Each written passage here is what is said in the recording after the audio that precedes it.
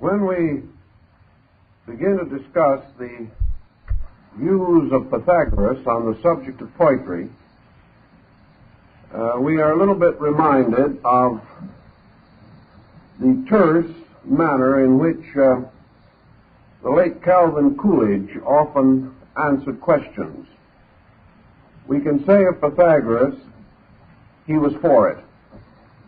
And from this point on, we have to look elsewhere for further information. We know that the Pythagoreans made use of a number of so-called heterodox ideas in connection with therapy. We also realize that nearly all of the work of Pythagoras was highly specialized and highly scientific. He was perhaps the greatest researcher of antiquity. And in his school at Crotona, he carried on continuous efforts to solve human problems. He wrote extensively on the use of herbs, on various phenomena of color and of music. But unfortunately, his original writings are not known. Either they perished or remain like so many monuments of antiquity, awaiting discovery in some well-concealed place. We do know, however, through Porphyry, a little something of the Pythagorean concept of poetry. And we gain a trifle more from the studies of Aristotle, who apparently did have access through Plato to some of the fragments of the original Pythagorean learning.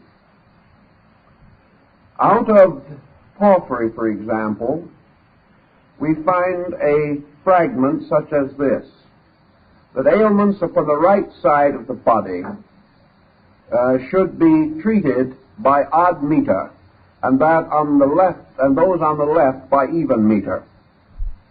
Now, this does not seem much, but it does tell us that it was more than a mere enjoyment of good reading by the sick, that there was a special purpose involved. Porphyry also goes on to tell us that Pythagoras was a strong believer in the development of rhythmic patterns in motion, in sound, in color, and in life generally. Thus we may understand Pythagorean aesthetics, particularly as these may apply to music, poetry, and the dance. Realizing that there might be something of interest in this department, and recognizing that the effect and influence of Pythagoras have been long experienced in society, it seemed advisable to make a brief survey of some early opinions concerning poetry, and even somewhat more recent attitudes and findings. It opens a very interesting and stimulating field. In the first place, poetry as an art is perhaps the closest by direct affinity to mysticism of any that we know. Even today, conservative critics of poetry refer to it in terms of absolute and relative vision. They explain that poetry represents a condition of consciousness not to be found in any other art that we know, but perhaps most nearly paralleled in music. What then would be the essential therapeutic difference between, we will say, poetry and music? The principal difference would lie in an element of rational or intellectual transmission.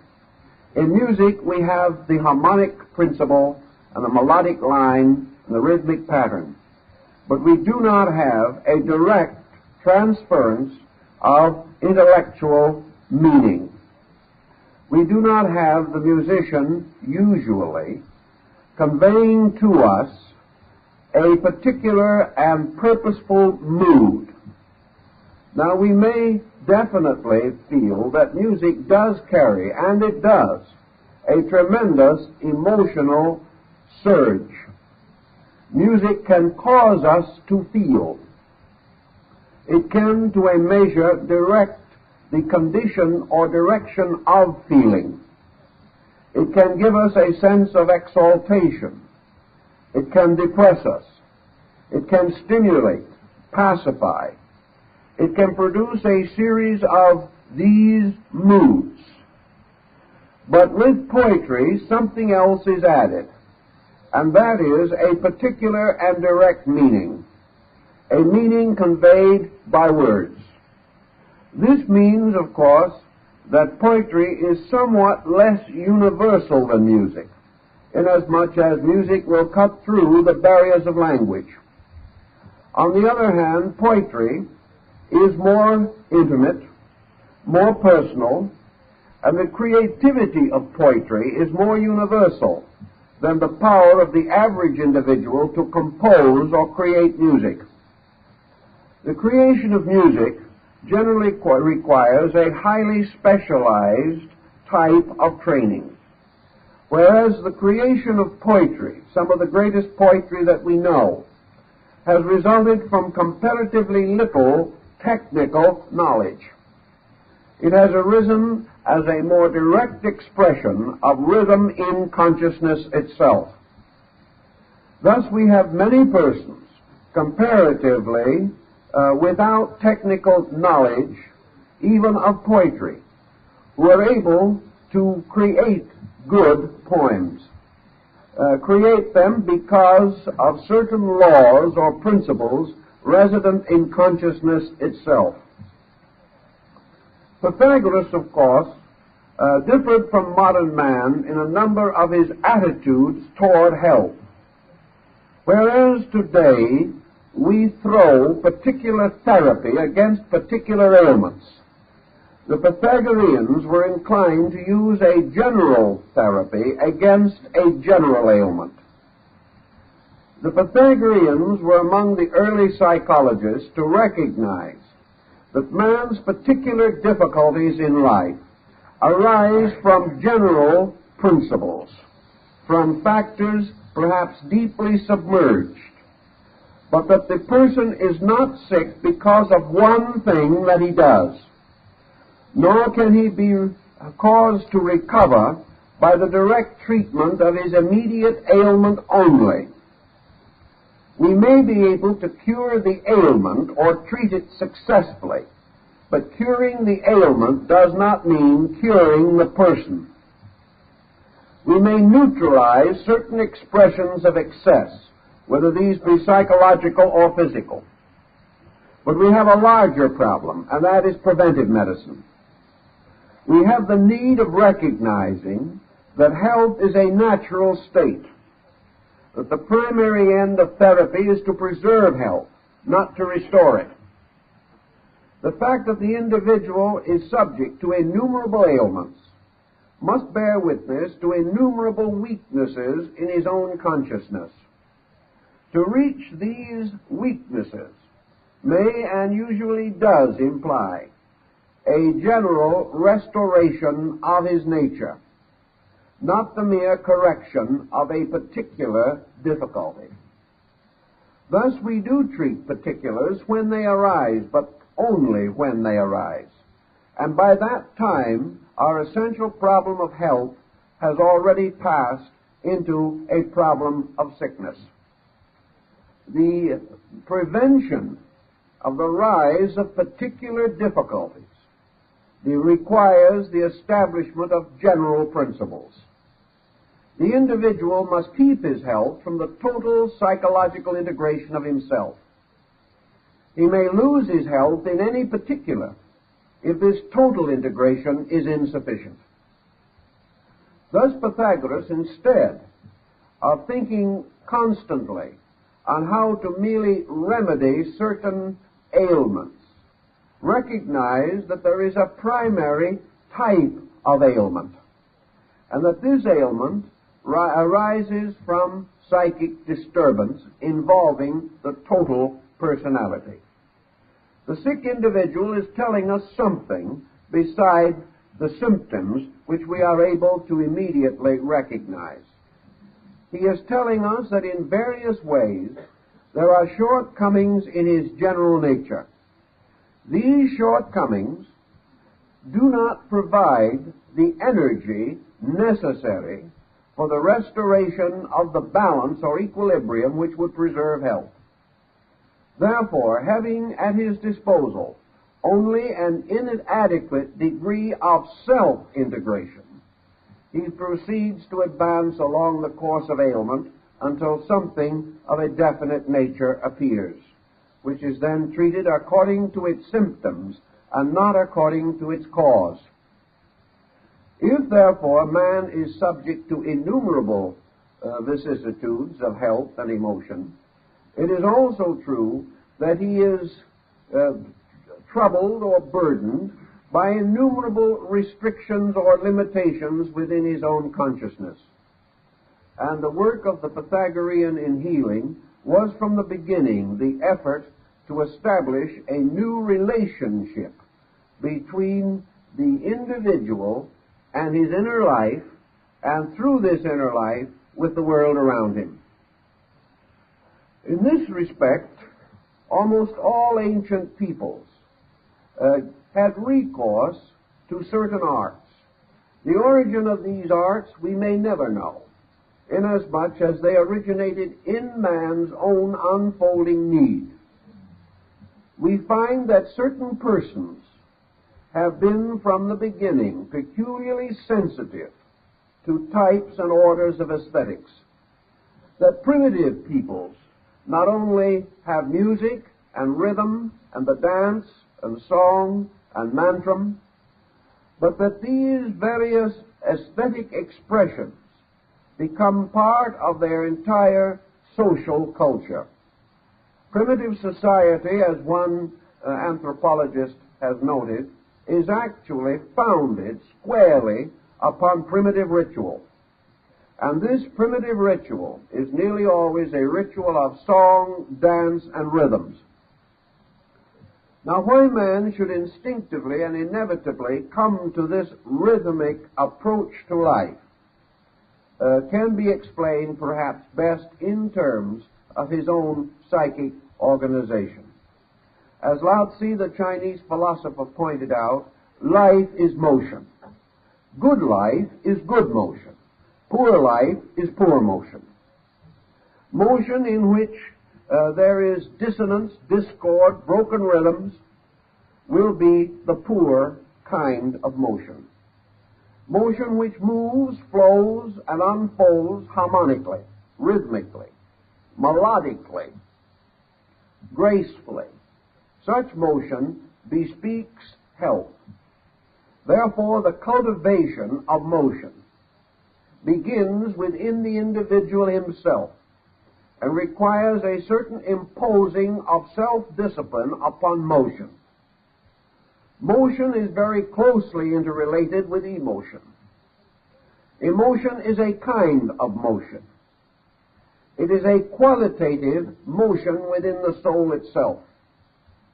Therefore, emotion must also be rhythmic and harmonic, or else it will be dissonant, and all discordant actions of man arise from discord within man, and in turn impose discord upon society.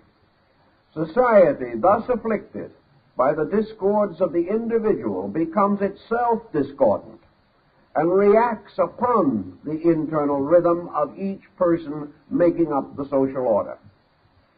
Thus, both Pythagoras and Lao Tzu recognize the importance of the cultivation of motion, that this cultivation of movement, orderly, rhythmic, harmonic, had to do with the preservation of health. And if health is lost by one cause or another, the cultivation of rhythms helps to restore the harmony of the individual. When we come down to a more practical level of thinking, we must also divide humanity into a series of groups according to their reaction to rhythm or harmony. Some persons appear to be oblivious to harmony. Even a great intellectual like Dr. Samuel Johnson declared that poetry was nothing but prose jogging along like a trotting horse. He had no real understanding of it or appreciation for it. The same attitude has been present in a number of intellectuals. Even Plato, while he did not disparage the use of aesthetic arts, did not encourage them nearly as much as Pythagoras did.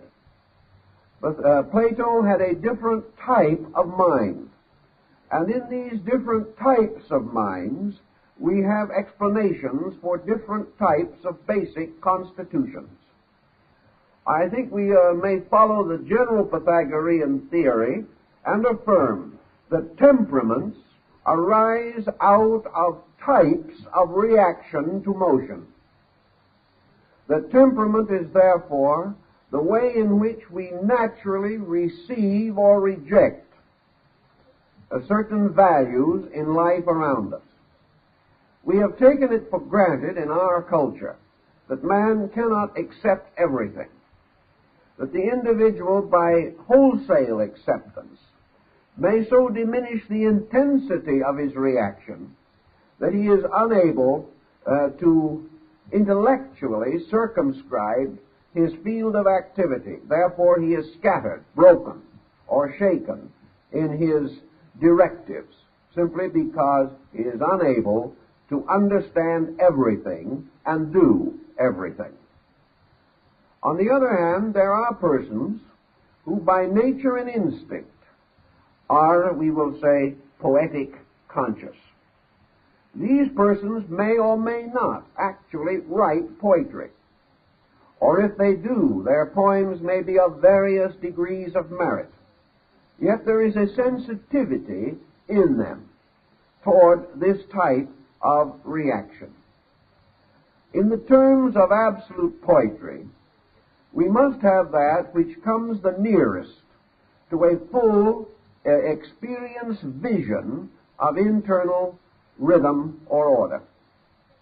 Relative poetry is that in which essentially the poetic mood is subservient to a transmissional form of some kind. Therefore, under relative poetry, we have that in which meaning dominates rhythm. We have the intellectual type of poetry. We have the propaganda. We have the military rhythms.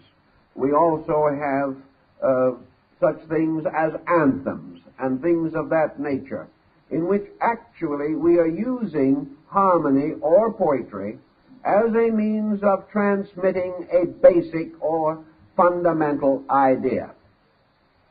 This idea, by the way, has a greater probability of being remembered or transmitted in poetic form than it has in prose form. The mind of man is curiously receptive to rhythms and is able to hold on to patterns that are rhythmed more easily than patterns lacking this quality.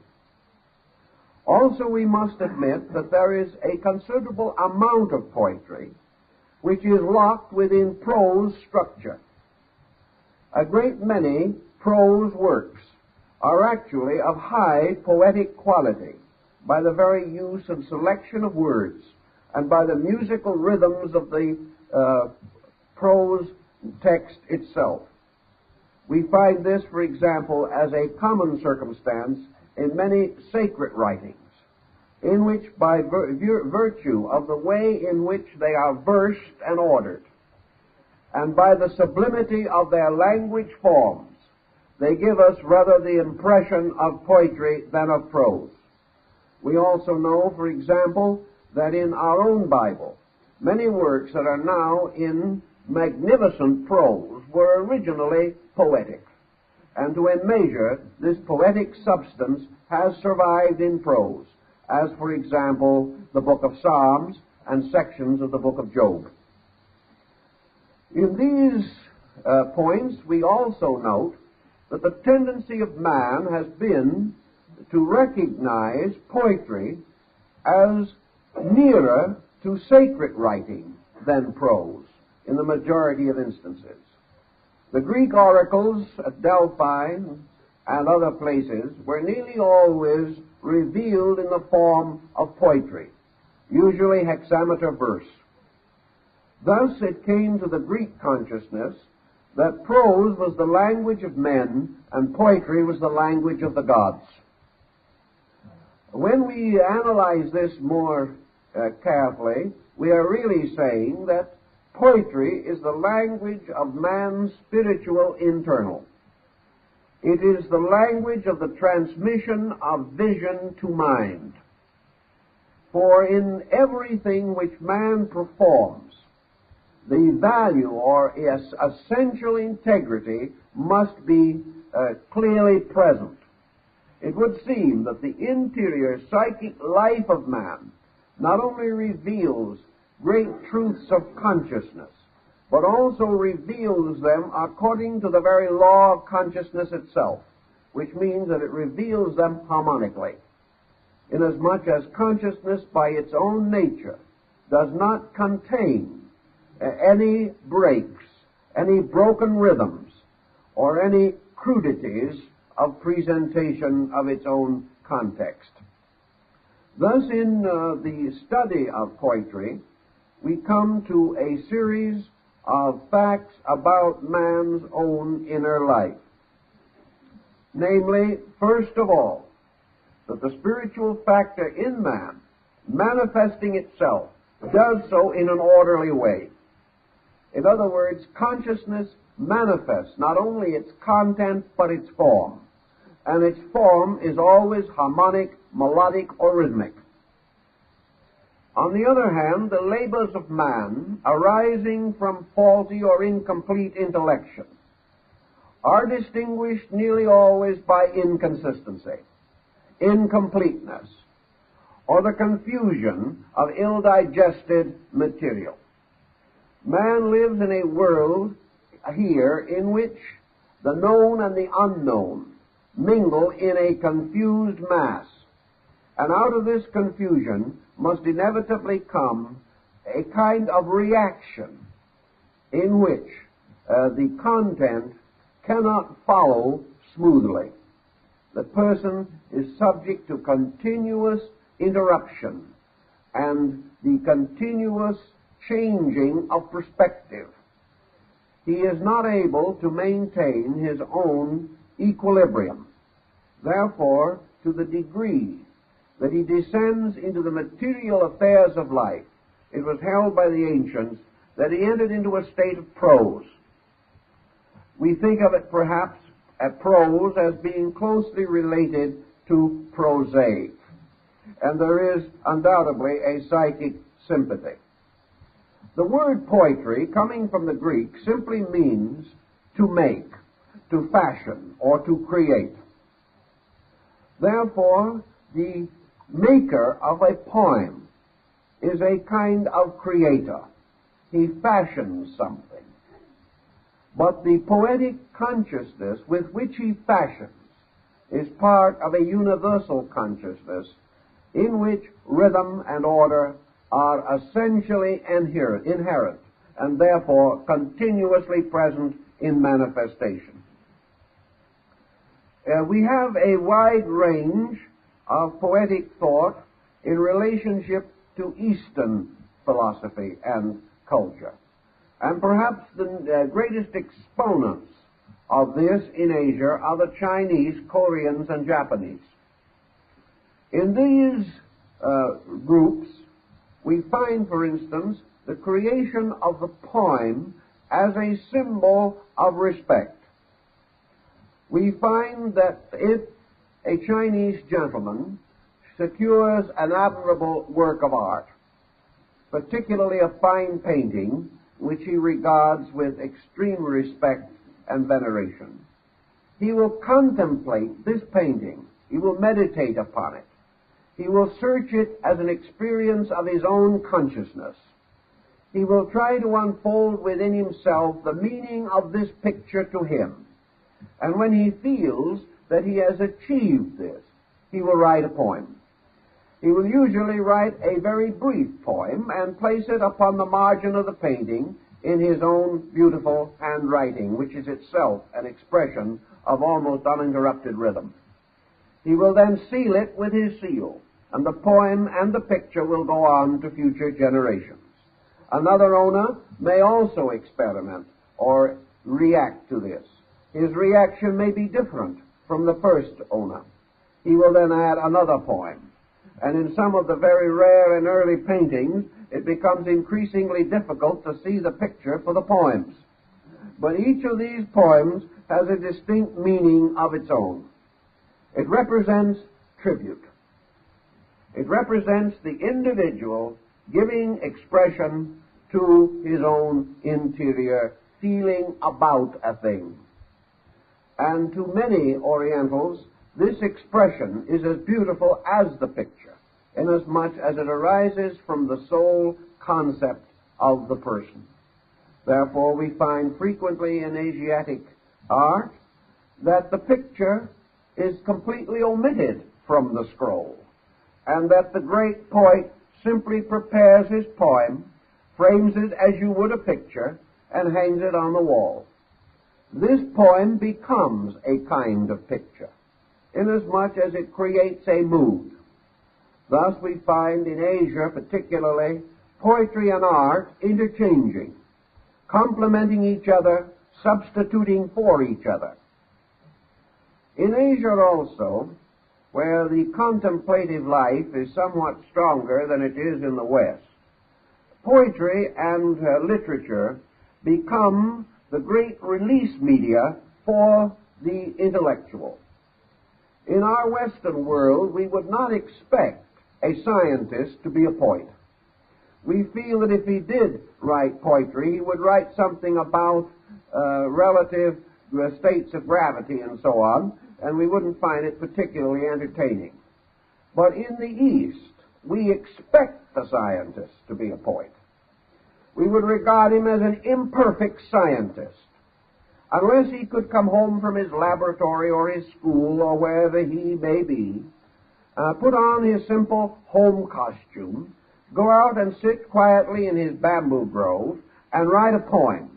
If he could not do this, we would begin to wonder what kind of a scientist he was.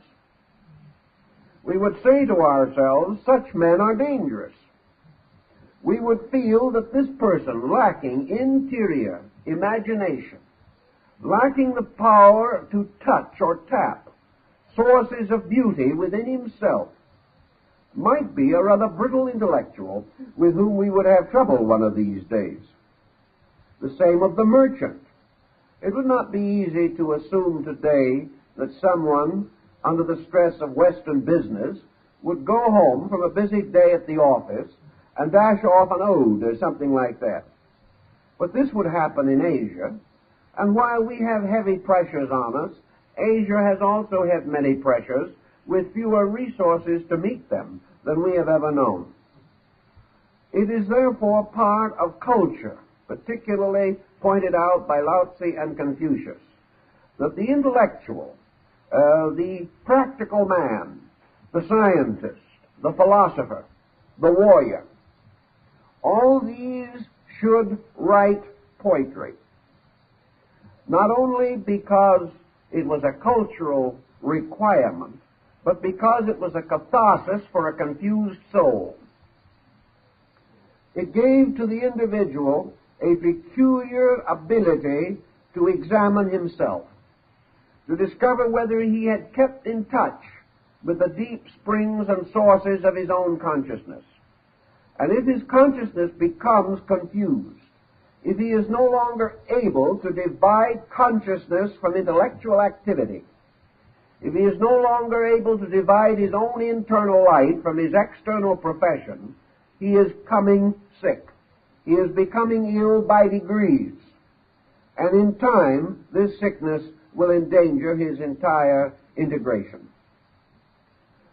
The same concept, of course, moves through the Buddhistic philosophy of Zen, where the koan, or the brief poem of 17 syllables, becomes symbolic of a great many values in life. One of the important elements of most Oriental poetries, particularly Japanese and Chinese, is brevity. Brevity means essentially the power to go to the heart of a thing. The individual who is not certain, according to one Chinese scholar, writes a book. The one who is certain writes a poem. There is a certain poetry of certainty. If the individual cannot reveal his soul in 17 syllables, he cannot reveal it at all.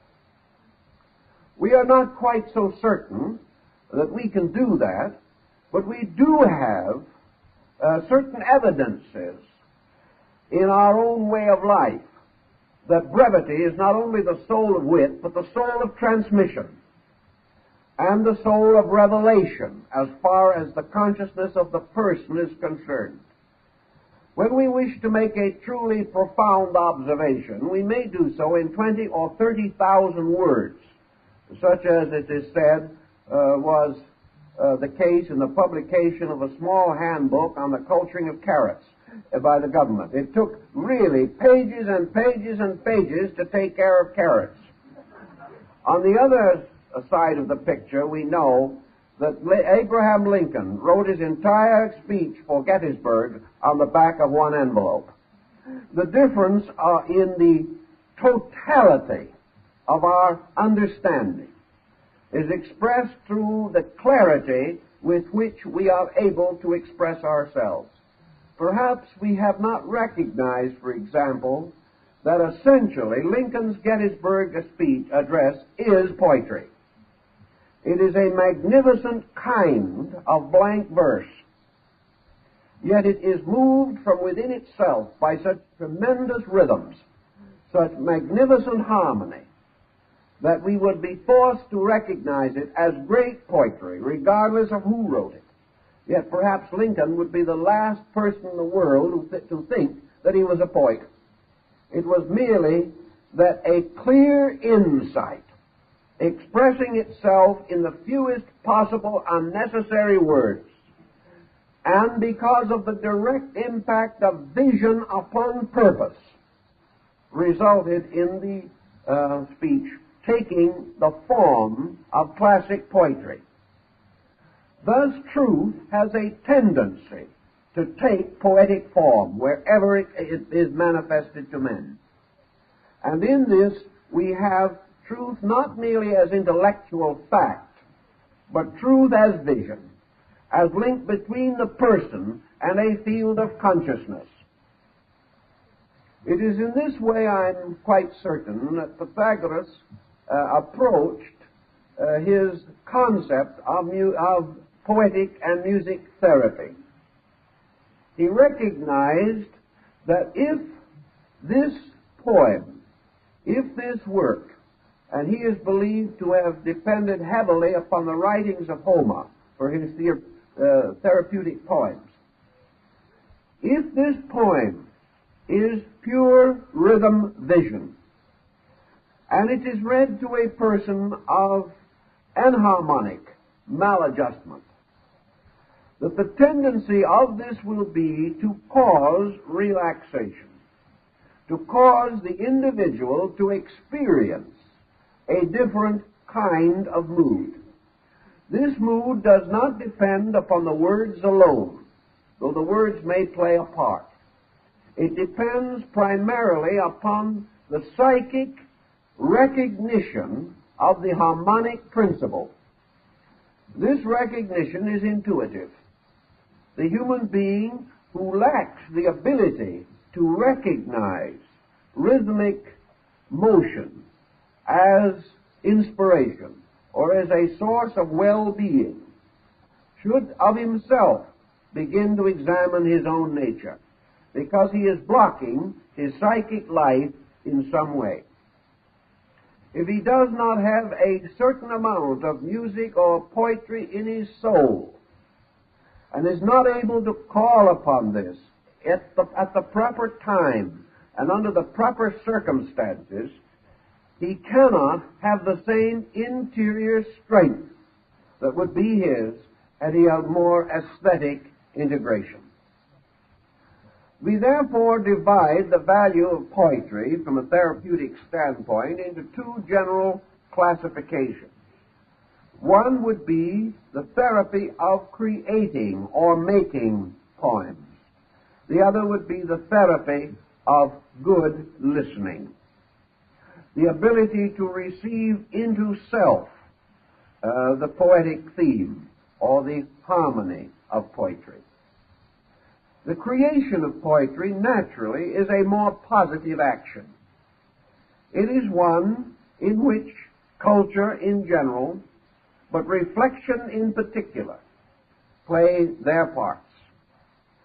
We always observe that the person who is confused has difficulty in relaxation and has difficulty in separating his mind from the objects of confusion. Thus, the person who is psychologically burdened comes home from his work, brings his work home with him. His only way of getting his mind off of the task, off of the worry, off of the burden which it is carrying, is, to our normal way of thinking, a violent release of some kind. He must take a strong stand.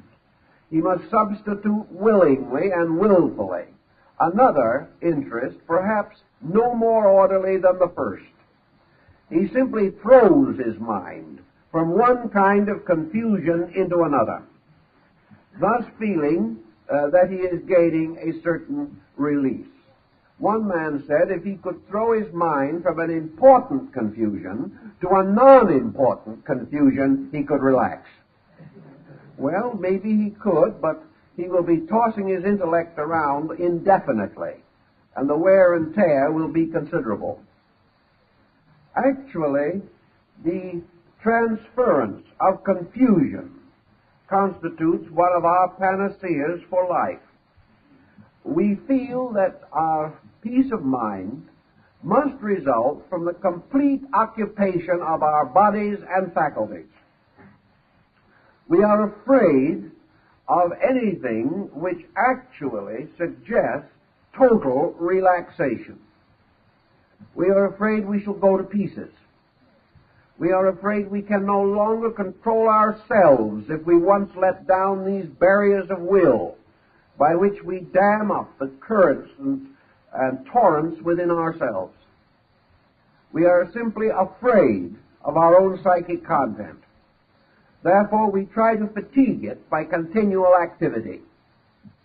To a measure, we are partly successful. But out of all of this, we also find that the wear and tear results in marked increase in nervous ailments and emotional pathology. Under such conditions, the importance of poetry as a creating media may be regarded with some interest. Have you ever noticed that even in arts and crafts, skilled artisans have a tendency to fall into rhythms? The man driving nails, if he is an expert carpenter, will gradually develop a rhythm. People running machines develop rhythms based upon the machines. And one of the problems that confronted music therapy was the danger of a therapeutic or a music rhythm that would vary from the rhythm of heavy industrial equipment. In other words, if a man is working with a certain type of die-pressing machine, this machine has a tempo or speed of its own. If the individual's consciousness gets into a different type of rhythm, he is apt to have a dangerous or fatal accident. Thus, we have this point that machines have rhythms. And when the machine rhythm breaks, we are keenly aware of it as a good automotive mechanic who can detect immediately from the rhythm of the motor that which is likely to be wrong with it. Thus, there are rhythms innate in things. There are rhythms which also mean continued function. There are rhythms in the individual which also relate to continued functioning on one or other level of existence.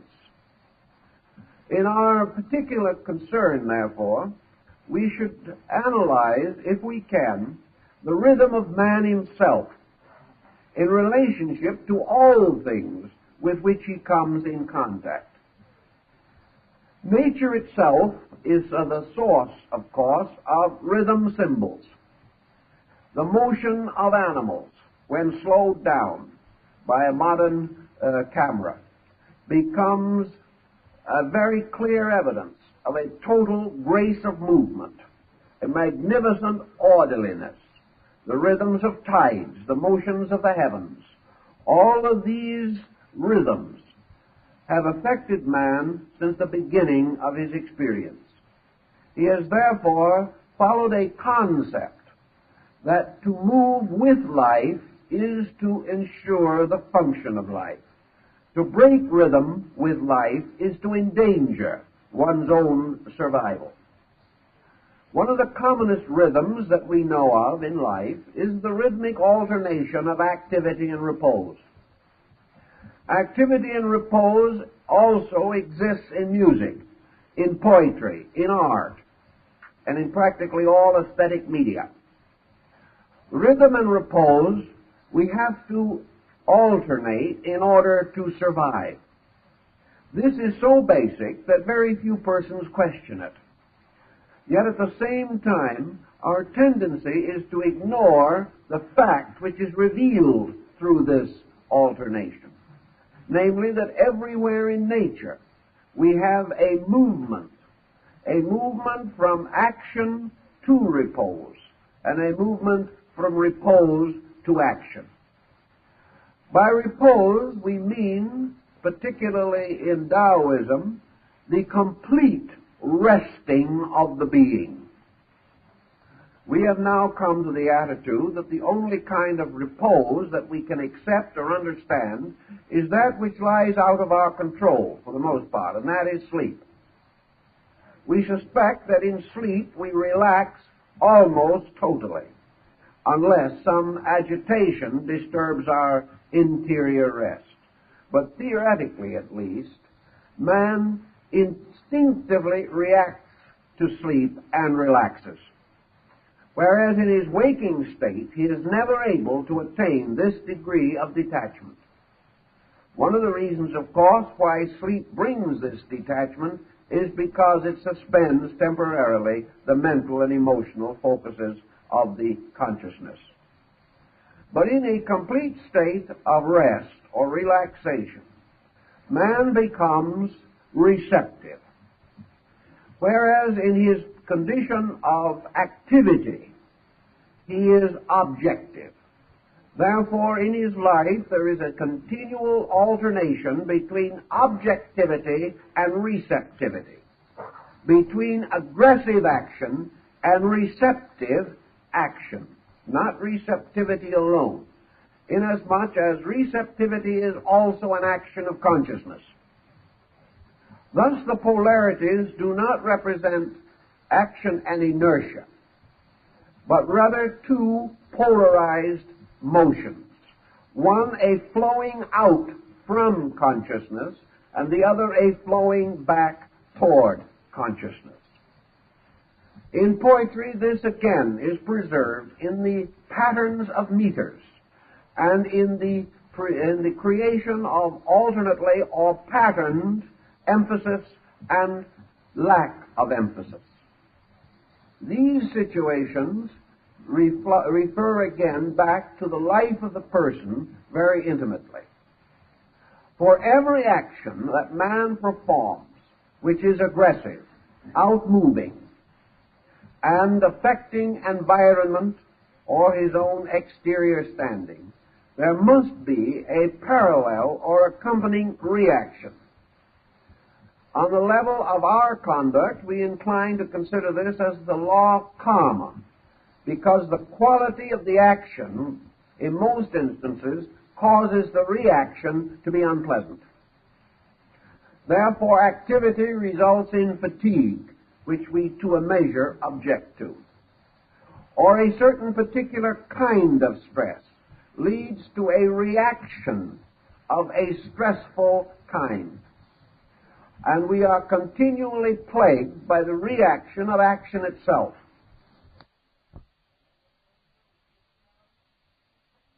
We try to say to ourselves, this I will do, but the consequences of this I will prevent. I will block it in some way.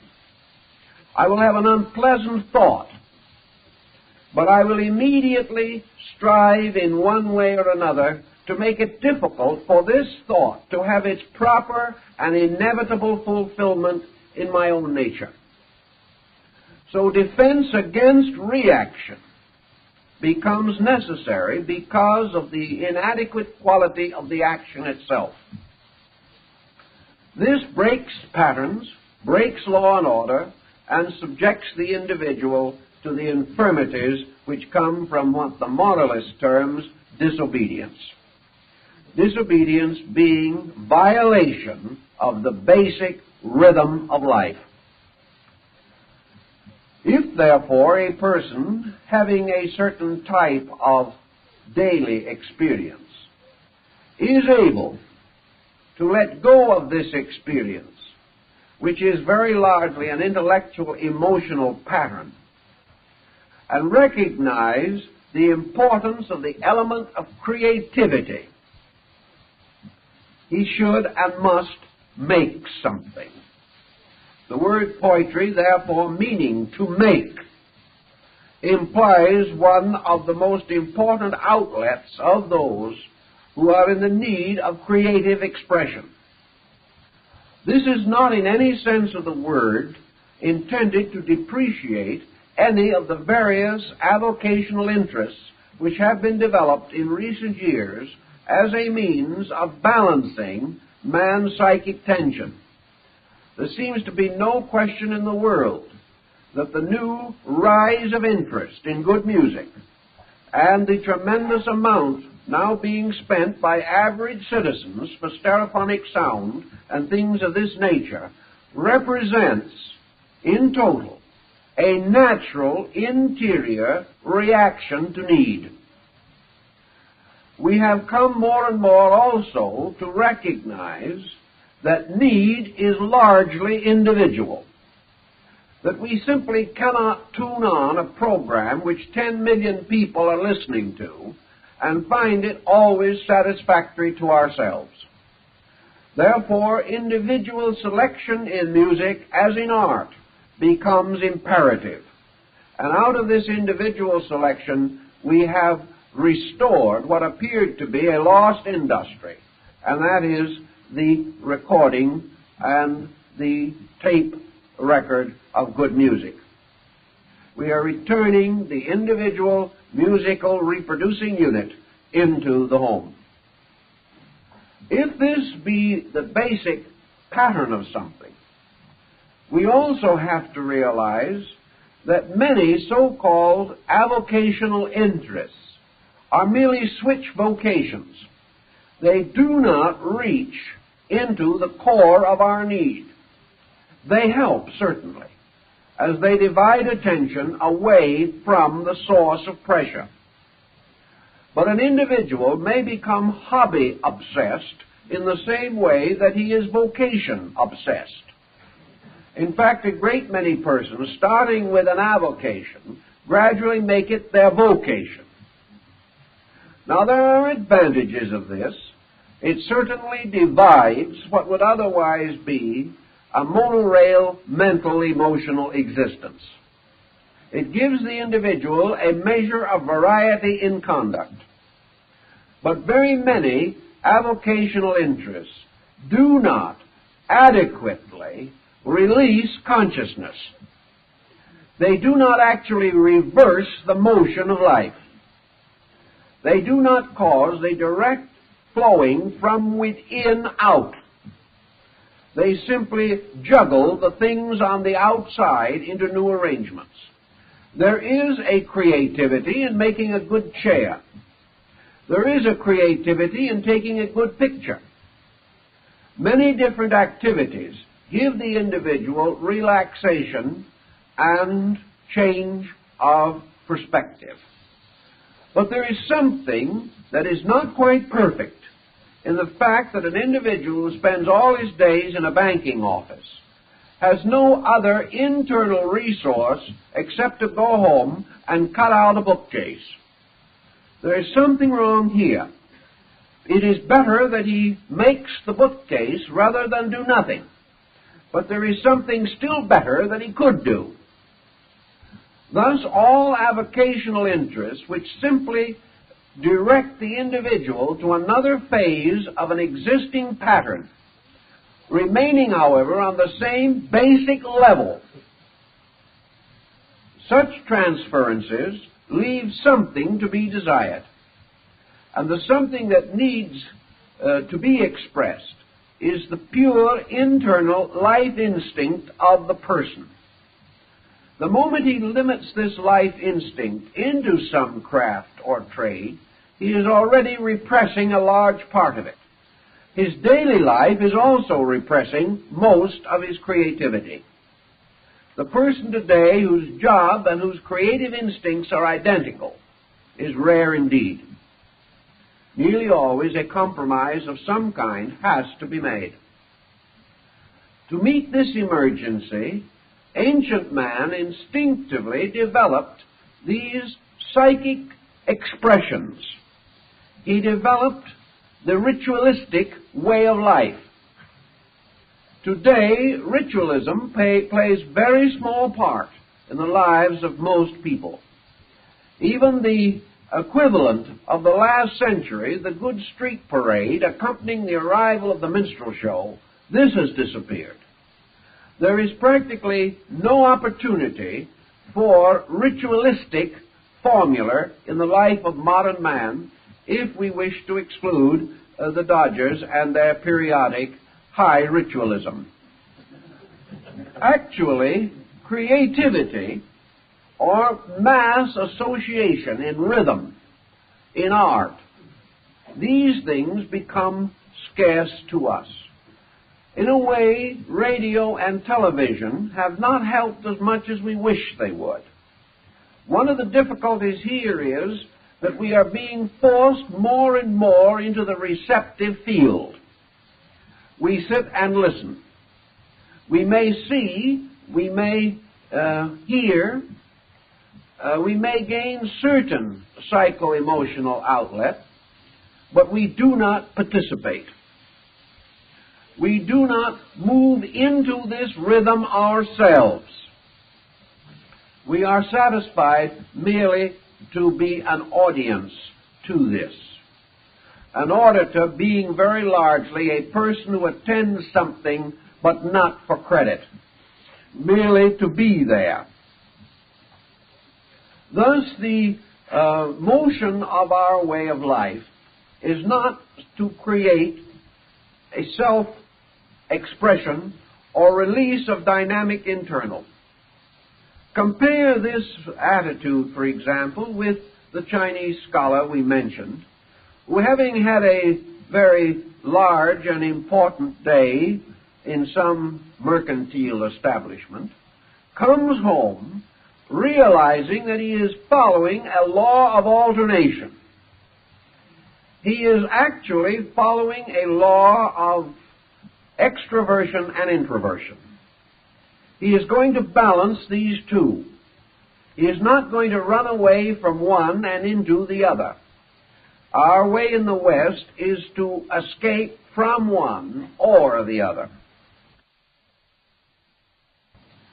Very often we cannot listen to the rational conversations of people. They annoy us too much, particularly on politics or religion, where there seems to be no common ground. We are not inclined to be particularly concerned over revelations about trades or arts or crafts or sciences or the rise and fall of stock markets unless we are interested in these particular activities.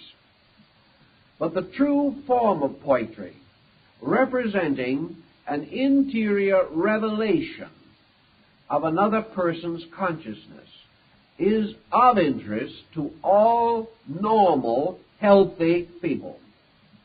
Not because we wish to pry into their private lives. Poetry is not a form of gossip.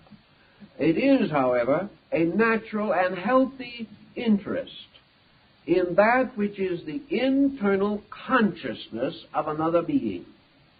After all, the consciousness interval is the one we have all tried to cross since the beginning of time. We have always longed to know how other people actually are inside themselves. We are locked in our natures, and we know they are locked in theirs. Any bridge across this interval is of interest and value to us. It is also of great social value to us, inasmuch as poetry can become the basis of understanding, where all other more technical forms of knowledge cannot break through. So as a sympathetic listener, we seek to sense something of the mood, of the inner life, which lies behind even the simplest verse.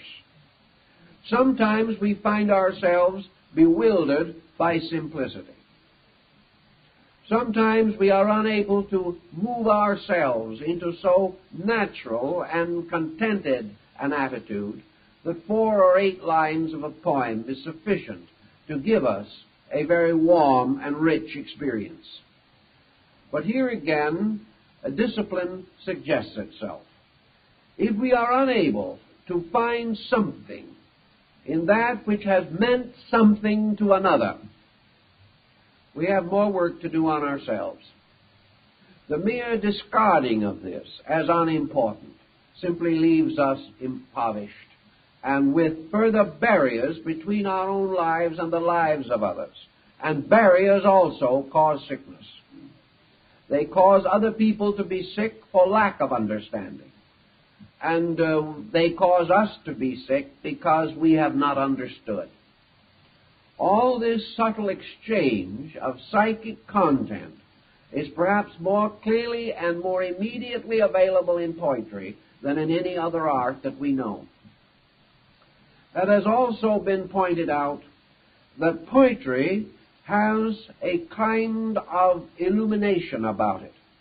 Even the most conservative critics of poetry have pointed to the prophetic mood of it, that a very great number of our so-called exact scientific, philosophical, industrial, economic facts have been discovered by poets.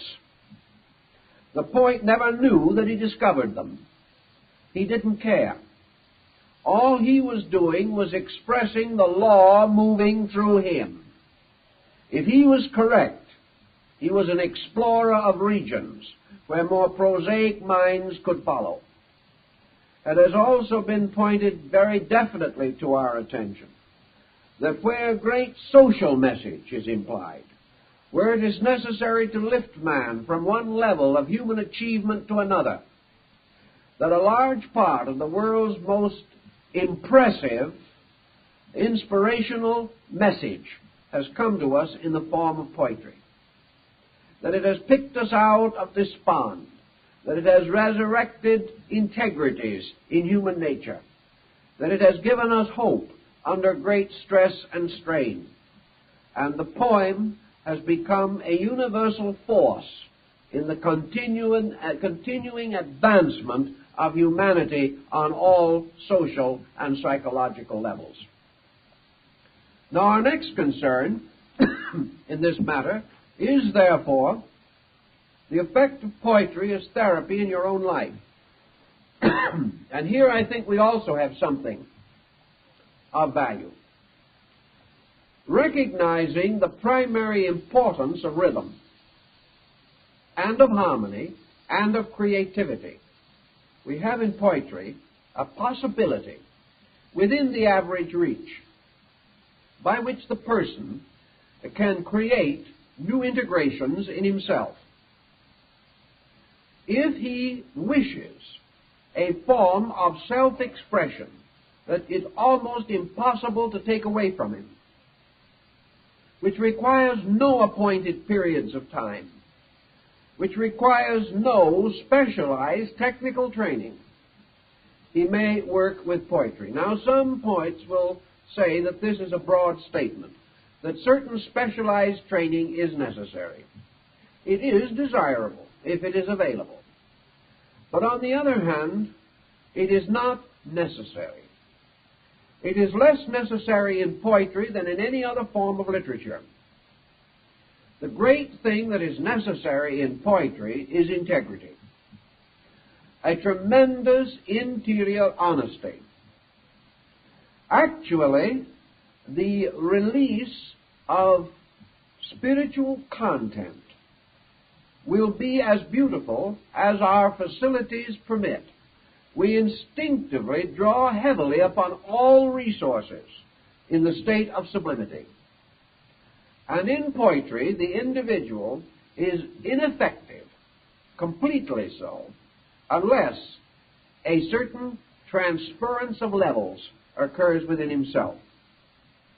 The critic points out that the technical poet, textbooks on poetry, all point out that a poem is produced as the result of an integration upon a level different from that of ordinary activity.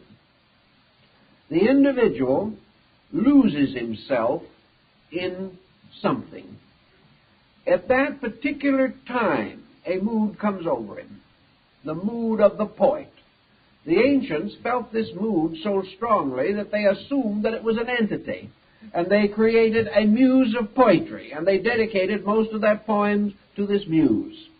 They felt that poetry arose in a spiritual being, and that a poet was one who was able to sense this being, and upon whom this being bestowed its favors in the form of great verse. The followers of Pegasus, the winged horse of verse, therefore built their own mysteries, their rituals, their rites, and their ceremonies, and they invoked their muses with all the integrity and sincerity of any devout religious group. Their interpretation, however, rested upon this thing that happened to themselves.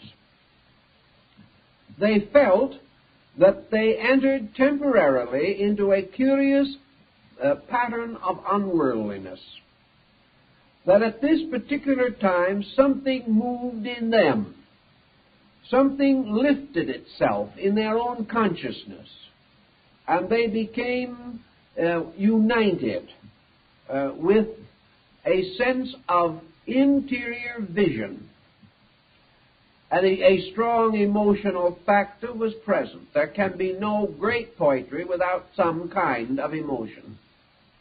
But it was a kind of emotion that to the average person was more clean than the ordinary emotions of life. It was an emotion in which the search for the beautiful, or the effort to express the discovery of value, these pressures became irresistible. There was a desire to share. There was a sense of the spiritual significance, the doctrinal import of this form of self-expression. Also, due to the very nature of immediate impact, the individual, under the tremendous impact of a total reality, has always been described as speechless.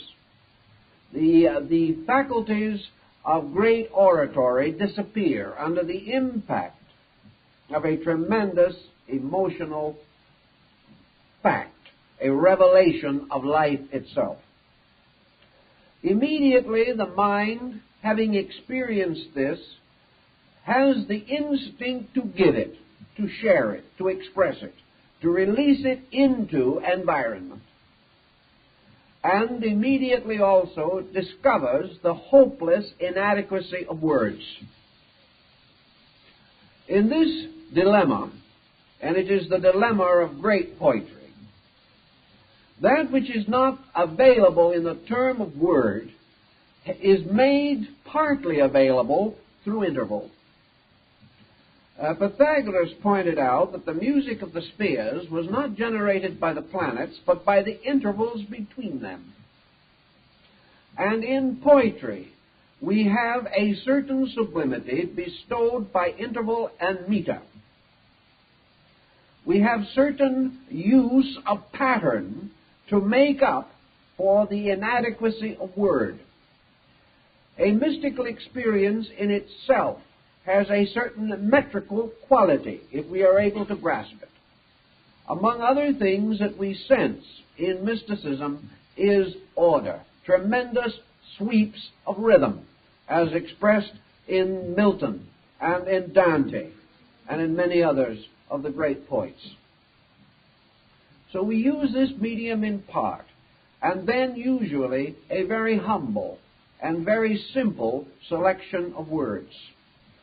The greatest of all vision poetry, arising from mystical experience, has almost the scriptural simplicity that we find in the words of Jesus. There is very little involvement. The entire sublimity is carried by the order and pattern, and by words used more nearly according to true meaning than in any other speech that we make. So the resulting poem has a curious impact. It has the impact of purity. It has the impact of something of the impossibility of transmission, which itself becomes sacred. It also has the impact of nobility of sound order, rhythm, mantram.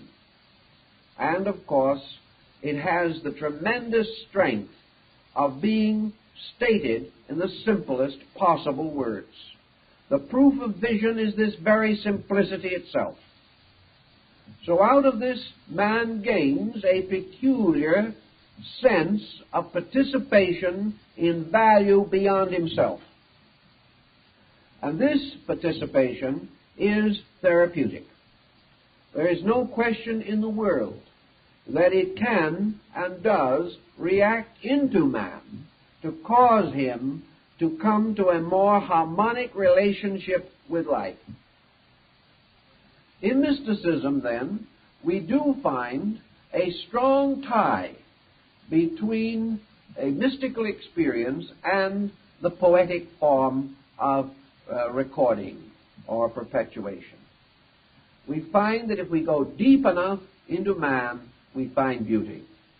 And we find this beauty expressing itself in the simplest forms of language.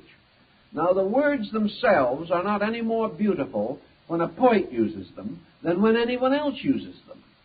Therefore, something has to happen to the words. They have to be divided away from common usage.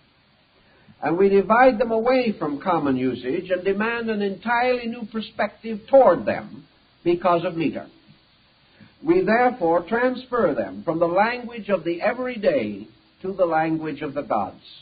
And by so doing, they become instinctively accepted by us as having a meaning or authority that is separate from profane utterances.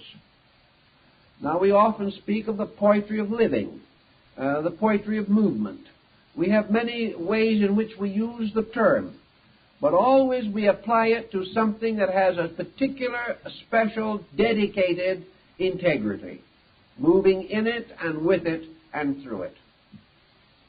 In our daily living, therefore, if we are inclined to have a certain type of fatigue, if we are inclined to wonder about the integration of our internal resources, it may well be that we could profitably include a certain amount of poetry reading in our list of desirable avocational activities. It is probable that we may first have to read or to become a little more aware of poetry before it is possible for us to create poems. And, of course, it is not important whether these poems are ever published or not. We are not writing poems by the yard for a publisher. What we are doing is finding ways of creating release for pressure or tension within ourselves, to move it out, to get rid of it, and to find behind it, and stronger than these broken rhythms, the tremendous harmonic patterns of life and law and beauty and truth and love. These laws lurk in us, and the most direct way of letting them come out is through the emotional experience of poetry. Now you will observe that in our modern generation, poetry languishes. It is almost impossible to publish a book on poetry unless you happen to be one of 2 or 3 world outstanding poets. Even the greatest poet is very fortunate if his book will sell 1,000 copies. Today we have very little interest in poetry. Poetry, to the large degree, languishes, except what might be termed serio-comic poetry. Various little prancing melodies that amuse us or are created merely as caricatures of life itself. We find then a certain fatalism, a certain brittleness, a sarcasm, a cynical attitude toward life, and a group of modern poetry which is distinguished largely for its non-melodic and non-harmonic forms, not necessarily just blank verse, which can be great verse, but poetry arising largely from psychosis itself. We know such poems. We read them too frequently. We observe also that poetry, instead of being, as it was to the ancients, a ministering goddess, is to us merely another example of our own disillusionment. Our impoverishment in this form of literature is consistent with the general psychic impoverishment we are going through. We cannot necessarily demand that other people change their ways, but we do know that we have an inheritance of great art, great music, and great poetry. We also realize the possibility that great poetry will help us to establish rhythms, will help us to feel melodic harmony in our own minds and emotions, and that it is quite possible that with moderate experimentation in this field, that we shall also find poetry as a means of personal release, of restating for ourselves convictions that do not mean much in prose. They become too matter-of-fact, too commonplace. But in poetry they suddenly become divine. And this search for a means of expressing great spiritual conviction leads us naturally into the realm of great poetry. Pythagoras read poems to put people into a more peaceful mood, to direct certain rhythms toward the remedying of ailments. And I think elaborate research could be carried, because the exact therapy probably lies in the combination of the meaning and the meter. There is a meaning peculiar to meter. There is a meter peculiar to meaning. Therefore, when these come together, they produce a strong therapeutic pressure. They give the individual a certain distinct message, a message which is accepted not only mentally and emotionally, but psychically within the consciousness itself. The total result of this, of course, is an immediate experience of exhilaration of conscious value. It causes the individual to sense, under the term of poem, a value which he can accept as poem, because it bypasses his intellectual criticism. It bypasses what he calls fact. You are not supposed to analyze a poem as you would analyze a scientific thesis. You are supposed to enjoy it. You are supposed to permit it to make you pleasure, to make you feel better, to make you sense beauty and value, thus escaping the direct influence of man's sophistication. The poem, if it is acceptable and proper, moves in upon us as a more religious experience, an experience based upon our effort to capture a fragment of eternal beauty and preserve it for ourselves, and perhaps rather timidly to advance it toward others if they wish to share it with us. This type of therapy is part of maturity. The individual who is unable to sense such values is simply lacking in maturity. And no one wishes to be regarded as immature regardless of their conduct. Therefore, it is to be desired and to be hoped that there will be a revival of good poetry, that there will be more interest and emphasis upon this phase of our living, in order that we may sense its help in time of trouble, that we may recognize that its vibratory rates and patterns can be, like all other great art, a form of therapy, just as a great painting, by its expression of cosmic realities in order, color, dynamics, brings a ministry of mathematical exactitudes to our soul, as great music lifts us into the communion with these harmonic principles which govern all things. So great but simple poetry can also elevate us, but it comes to us in a rather more humble and intimate way. It comes to us so near to home, so within our availability, that it is present in the life of the child. It is present in many persons who have never dared to express it. Let them have the courage to do so. Let them feel that in this form of self-expression they have a means of both understanding and being understood. That anyone who has a maturity of consciousness will share in the experience of this personal release of good. To make this more habitual will probably be an excellent remedy for neurosis. To make us more aware and continually expressive of beauty will lift our minds from these desponds which cause us to be continual expressors of deformity. The individual who is constantly telling his troubles is not only telling them to other people, he is restating them for himself, therefore giving them greater and greater authority over his own life. If instead of this he reads a beautiful poem, or recites one he has written, or shares in the melodic and harmonic concepts of nobility which have flowed from the souls of poets, and can also flow from his own soul, if he takes these means of expressions, he is getting at the totality of himself, the wholeness of his nature. He is not correcting the momentary headache. He is correcting the cause of all headaches. He is not merely solving the imminent crisis in his family. He is reaching into the source of all crisis and trying to make it right.